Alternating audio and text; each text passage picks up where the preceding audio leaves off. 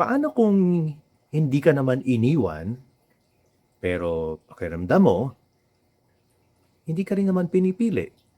Hi, I'm John Santos and this is Liam Talks. Kung saan binibigyan natin ng boses yung mga kwentong hirap sabihin.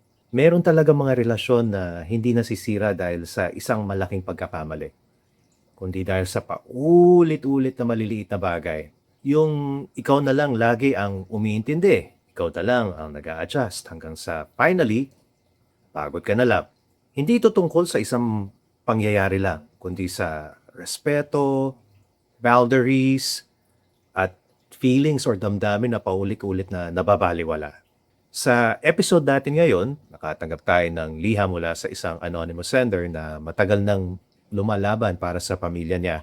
Pero dumating siya sa point na parang, siya na lang ang may malasakit sa relasyon nila at sa pamilya nila. Unat sa lahat, salamat sa pagtitiwala mo na ibahagi ang kwento mo sa amin. Napaka-importante na malaman mo na hindi dahil mahal mo, kailangan mong tanggapin ang lahat. Ang pagmamahal dapat may kasamang respeto and consideration para sa iyo at sa relasyon ninyo. Pakipag-usap ng malinaw or masinsinan. Sabihin kung ano yung nararamdaman mo at kung ano yung boundaries ang kailangan ninyo. Bigyan nyo ng pagkakataon ang isa't isa na magbago. Hindi lang through words, pero syempre dapat through actions.